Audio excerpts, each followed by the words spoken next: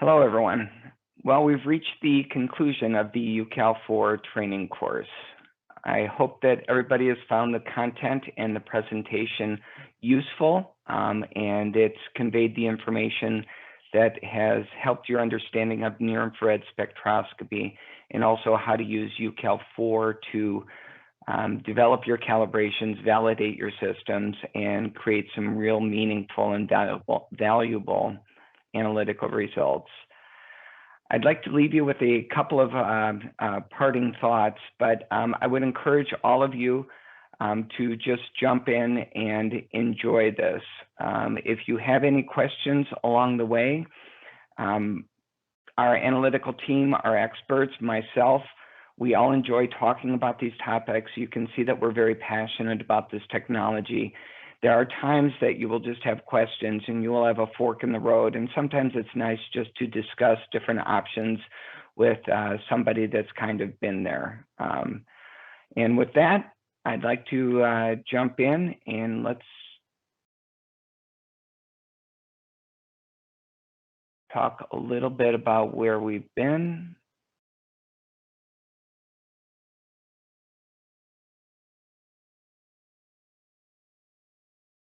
Okay, so our conclusion and kind of thinking about putting all of this together. So to start with, I wanted to talk about where we've been through this process. We started out with 4 lessons. We had spectroscopy. We went into the background, the theory, what's happening with our instrumentation. Why does spectroscopy work? Why are we in near infrared? We then talked about instrument design and some of the electrical and mechanical and optical requirements that this technology imposes on the instrument design, why they're designed the way they are so that we can leverage the features that we get from spectroscopy and the information we get. We then had a couple of lessons on data analytics, quantitative and qualitative data analytics. And what we tried to do there was to lay the groundwork so that you would understand some of the mathematics, some of the scope of the problems, the mathematical problems that we are working through, and what is happening with the various algorithms and techniques behind the scenes. So the lessons were intended to give you the background. Then we jumped into the exercises. So we had a quick exercise about the project manager, and the project manager is really just a useful tool for organizing your information. We then had multiple exercises about sample management. This is the practical part of UCal 4. And we wanted to make sure that everybody was comfortable with the manipulations of samples, of lab data, creating different files, selecting different operations that you're doing based on your sample files. You will find that you will do this a lot, and you will create a lot of files in the journey to create a robust, mature NIR calibration. We had exercises based on constituent management. So once we brought the reference values into our SVF spectra files, how we could work with the constituents. And then we had a whole lesson on graphics. And graphics are just a tool to help us visualize what is happening in near infrared. A lot of this takes a little bit of imagination to understand, at least it did for me. And the graphic tools help you visualize what's happening and make good decisions. We then generated quantitative models and we explored those options. And then we jumped into advanced sample selection. And if you remember, we put the advanced sample selection at this stage of the course because it builds on some of the ideas and the techniques that we've learned in the earlier lessons and the earlier exercises. And advanced sample selection is really a key. It's a key part of creating your calibration sets with the right samples. Okay. Then we had a quick lecture on qualitative models, generating several different types of qualitative models to generate some sort of a pass-fail or a conformity or an identity test so that we could evaluate our samples outside of a quantitative type of an assay. And the last lecture was a mix of some advanced topics. And again, I would pay attention to the min files. I think those are extremely useful. And then we briefly touched on some topics like calibration, transfer, and file utilities. So there's been a lot, I know, that we've gone through. And until you really get your hands on it, can be a little bit overwhelming. Again, I put myself back to where I was when I was learning near infrared. And after my first couple of courses in near infrared, it was, a little bit fuzzy until I started working through this. But I can assure you that these are good tools and this is a great technology. So I'm sure everybody's going to be successful with this. Okay, one of the things I wanted to do in this final lecture was to step back a little bit. As we've gone through this course, we've presented many sections. We've presented many topics. We've tried to put them into a logical order. We've tried to build on the knowledge that was conveyed in the previous topics and, pull everybody through the calibration process. But I want to step back and look at the whole picture here. And this is a typical scenario that I've got. This is starting from scratch. So starting with a new calibration project or a new application that you need to complete. But in reality, as you'll see, this applies to also if you've inherited a calibration or an application that you need to expand and validate. So this is what a typical scenario might look like. You start out by collecting your sample spectra. Our current instruments do this in UScan and based on SpectraStar XT NIR analyzers. So we collect the sample spectra, that's the raw spectral data, and we export SVF files out of UScan. We then bring those files into UCal4, and if we've got a lot of sample spectra and we need to pare this down a little bit for our initial calibration set, we can use the advanced sample selection or the population structuring section to remove the outliers and then select the unique or important samples. Remember, we don't need redundant samples. We don't need samples that have the same spectra or very similar spectra. We want to select the samples that adequately describe the variation in that spectral space for these samples. But we also want to get rid of the samples that are completely different. So we had our exercises in advanced sample selection. We're going to go through that process, select out our important samples, and send them out for reference analyses. And we used advanced sample selection or population structuring in the graphics programs for this. Once we get our reference or lab data back, we add them to our spectra file. And we had sample management and graphical exercises that describe these processes. If you remember, we were looking at graphics and histograms, for example, to make sure that we had a good, even distribution of our constituent values. We then go in and create the calibration or the model or the regression.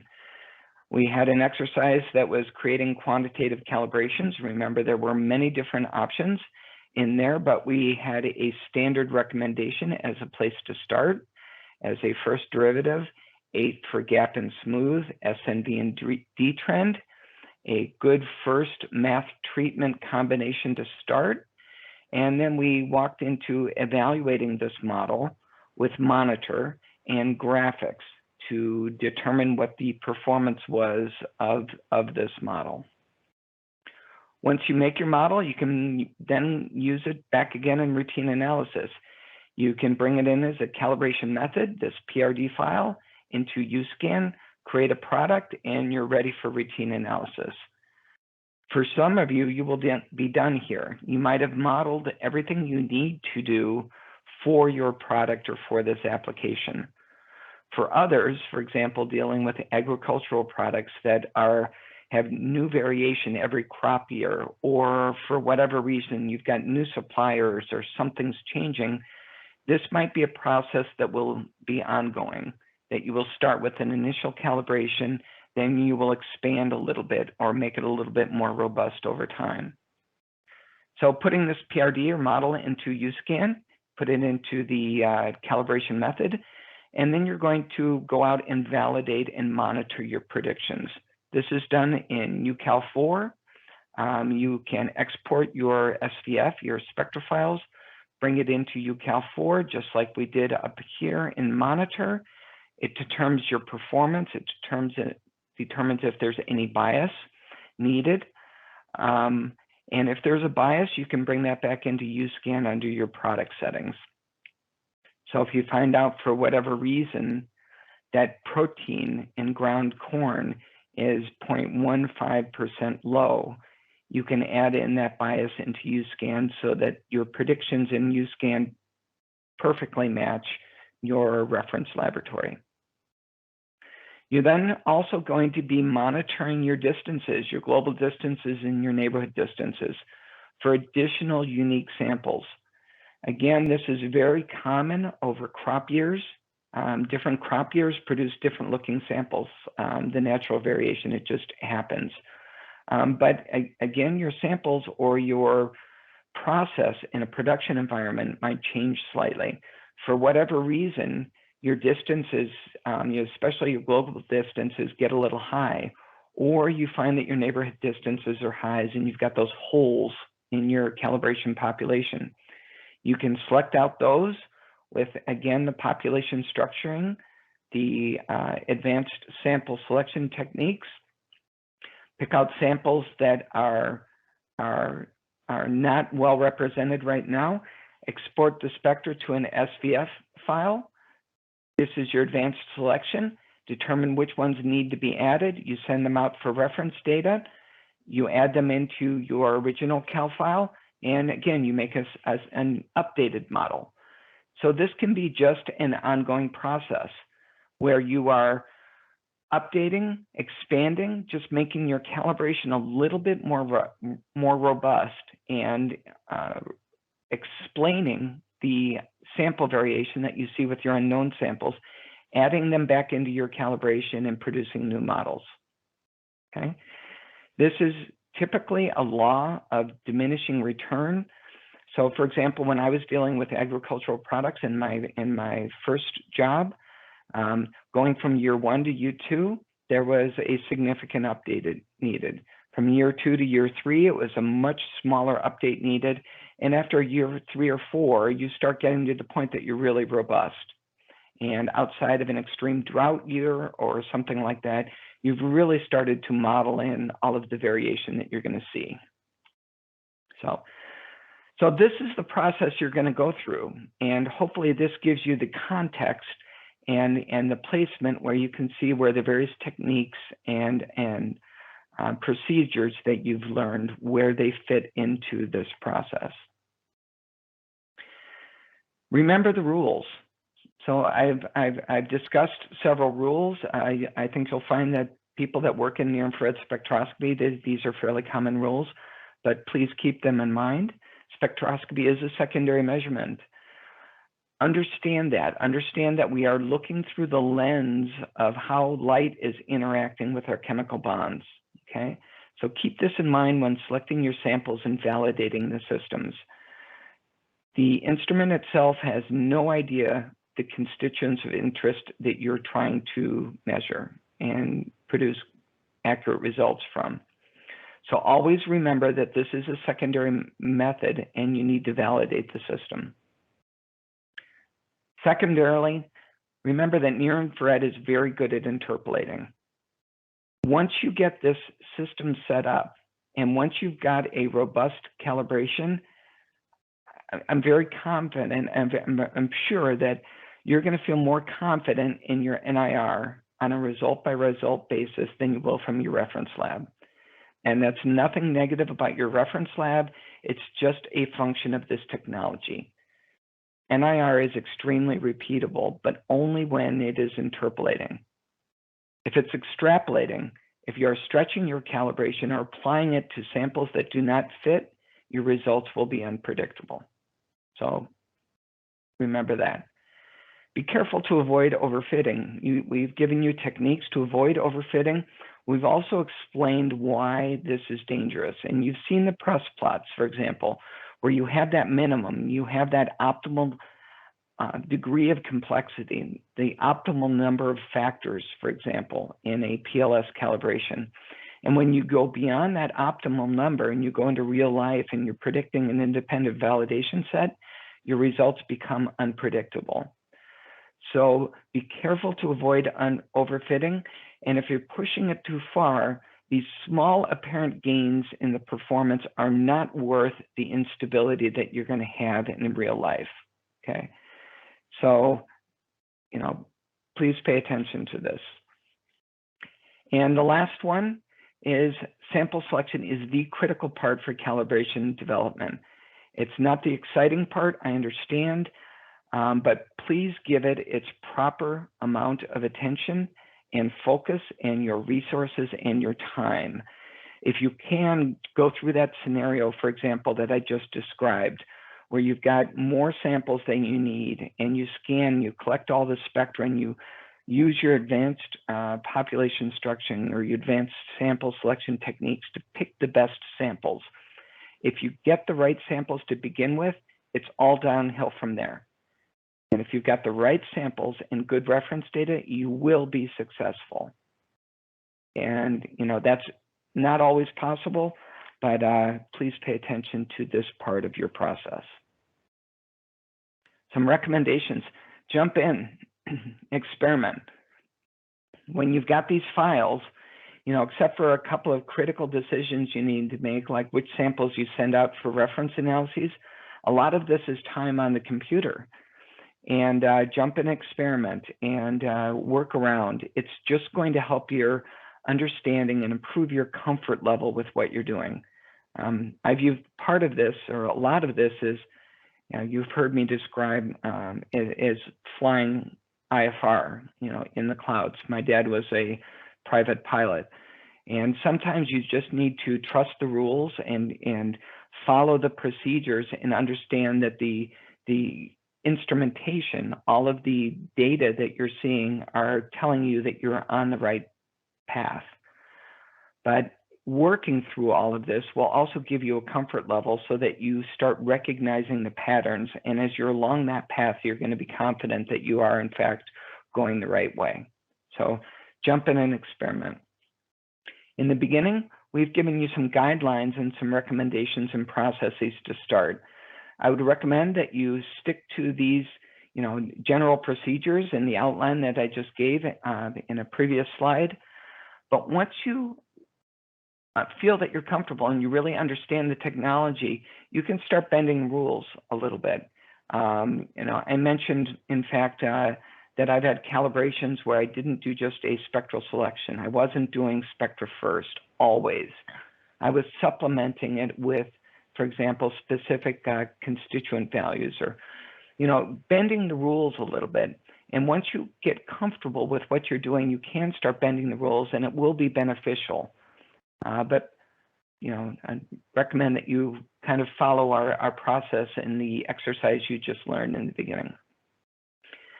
This is me. I'm a cautious person, but make copies of the files before you start. Sometimes I'll just grab an entire directory back in File Explorer and I'll just copy a directory off to the side and I'll go in and play around. If I make a mess of things, I just delete the directory and I've got my original copy to go back to. So this allows you to jump in and experiment without any potential negative effects. Validate your models. Go through it. We've talked about cross-validation as being a good approximation of an independent validation set. But when you got your instrument, and as we've talked throughout the class, an independent validation set is really the ultimate guarantee that the results are what you expect. So once you put this into production, I would recommend that you set up a validation scheme. Pick a couple samples per month of each product, send them out for reference analyses, keep a rolling validation. So look at maybe the last 6 months worth of data and make sure that your NIR results are tracking with your reference data. If you look at sample by sample, it's going to be very lumpy.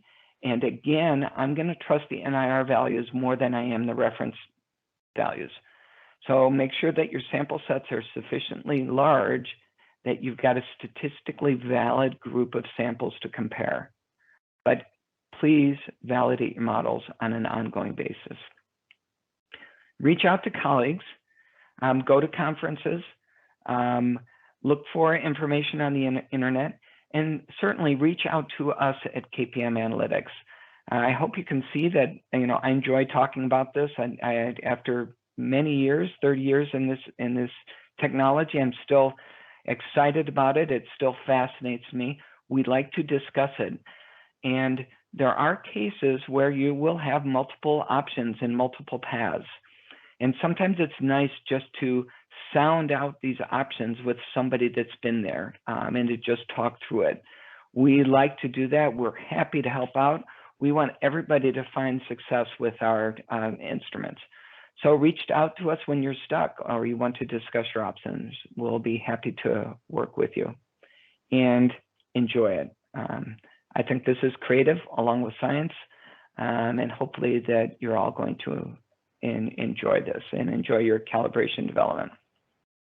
With that, I'd like to thank everybody for your attention and going through this course. If you remember, there was a survey that we described, and you will see it in the KPM Academy. Please fill out the survey. Provide any feedback that you can to the individual lessons, the presentation itself, what we can do to make this course better. I really appreciate it. I've put my contact information here. Bob Schumann, this is my email. This is my direct line, my mobile number. And if anybody has any questions or comments, they can always reach out to me as well. With that, I'd like to say thanks, everybody, and wishing you the best with your NIR calibrations and your analytical systems. Thank you.